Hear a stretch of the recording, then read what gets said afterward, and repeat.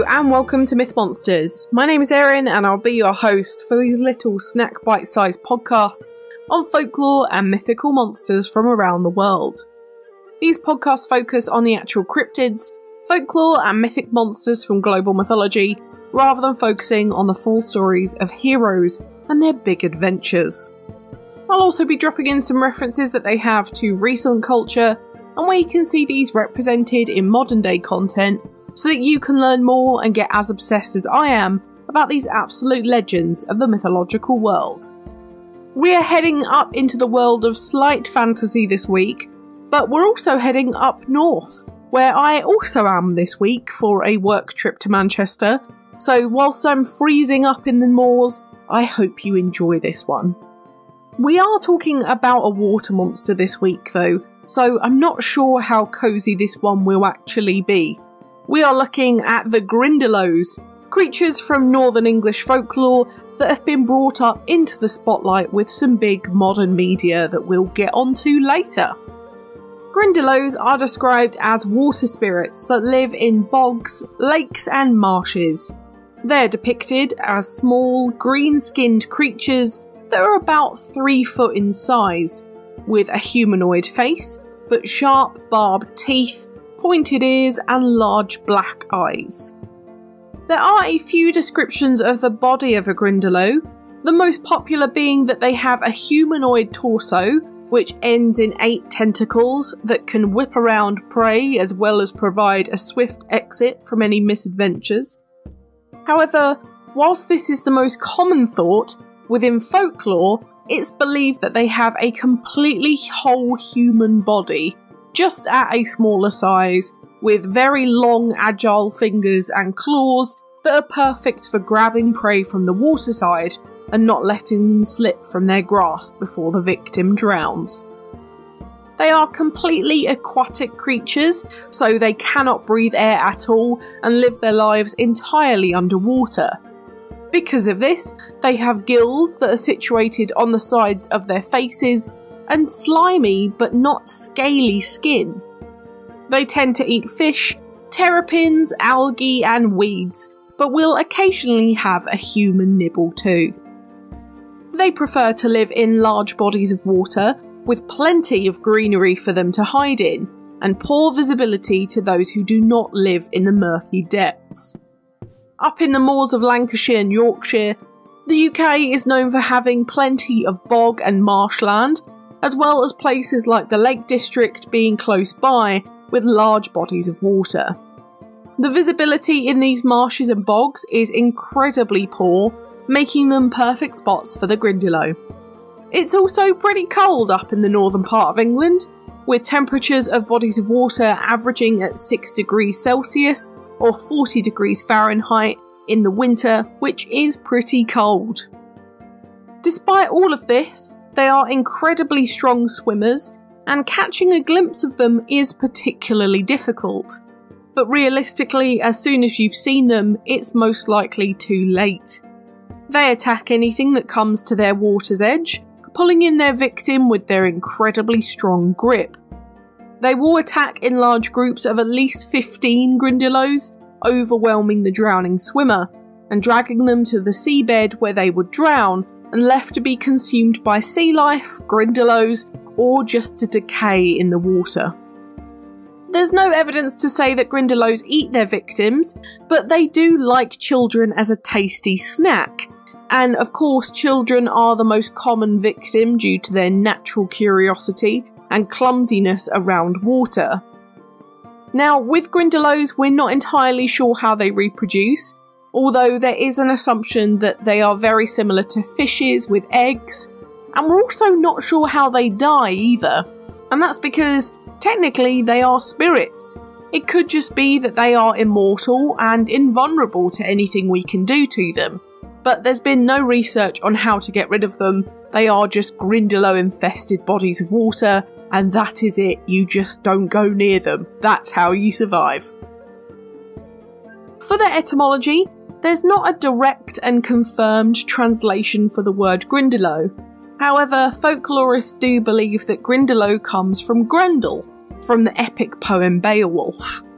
Grendel is a giant monster who is unbelievably violent and lives in a riverside cave, and therefore, due to the Viking influence on the UK as well as the link to water, a lot of monsters from bogs, mires and marshes are linked to Grendel. But the Grindylow is the only one with the name linked so far, but you can certainly see the similarity. Which leads us into their history, because in theory, we can then link this monster to the Vikings, which were here in the UK during the Norse invasion between 789 to 1066 AD, and had a huge influence on British culture and society then and now, and brought across many of their folklore and mythical legends across the Norwegian Sea with them. There are plenty of monsters that owe their existence in the UK to the Viking invasion, but a lot of them do stem from Old English pagan and Celtic beliefs when Britain didn't have any external influence. There are two really important things to note when it comes to British folklore. One is that Britain is considerably isolated. We are just an island, and especially back then in the Viking era, getting to us was particularly difficult, and so we were very much isolated and came up with our own folklore and culture just based on who we were.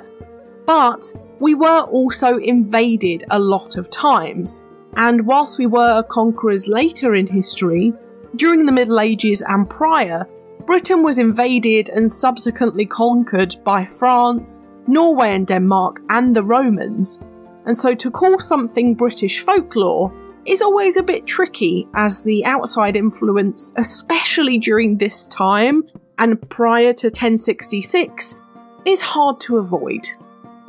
We do believe though that Grindylows are the Lancashire and Yorkshire equivalents of the water spirits from other counties in the UK, such as Jenny Greenteeth, Peg Powler, Nellie Longarms, Nixie and Kelpies.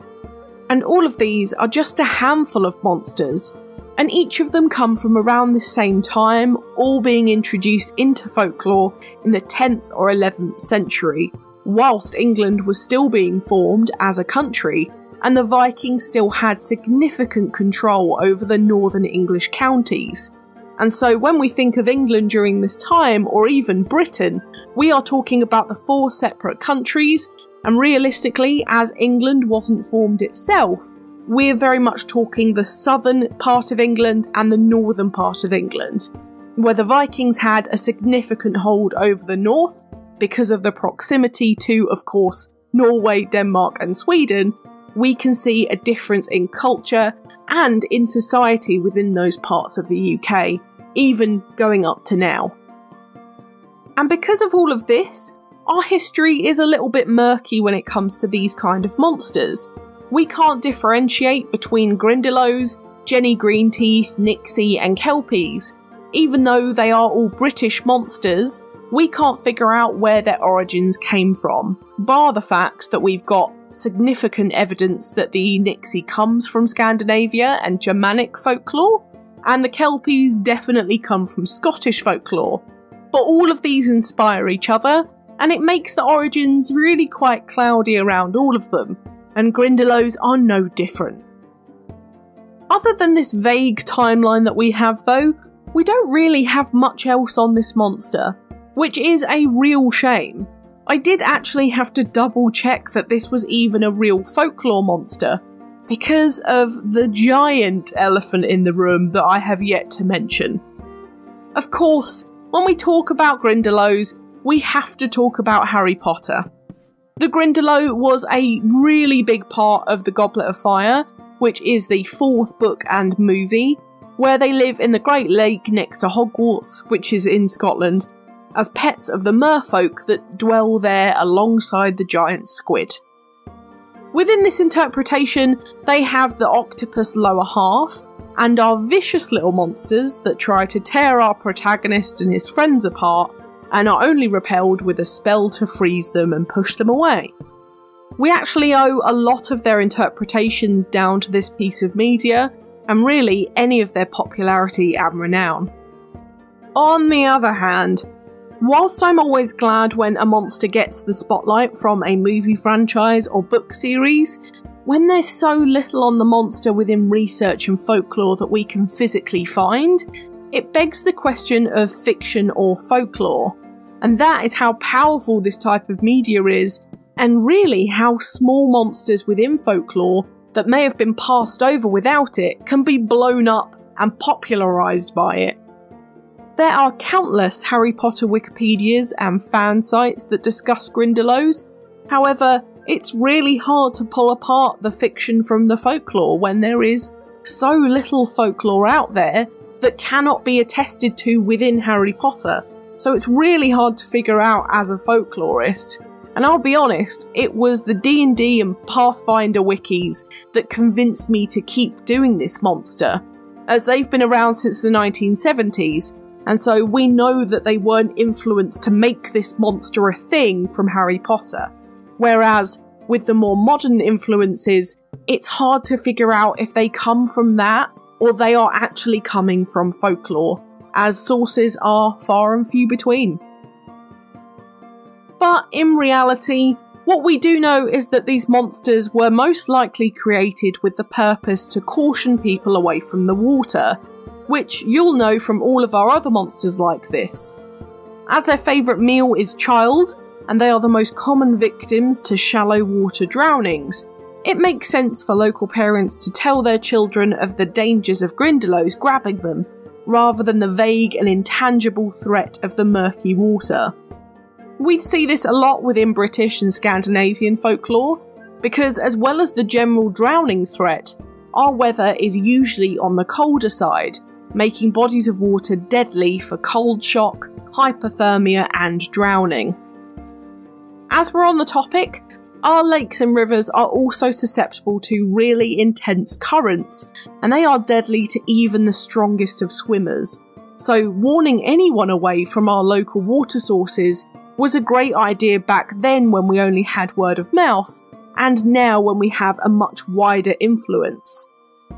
And that is the biggest difference. Right now we have information at our fingertips with the internet, and regular safety adverts for the dangers of water, when back in the Viking era of Britain, it was all spread through that word of mouth, and personifying them as these little green monsters that will snatch you made the threat considerably more real to those children.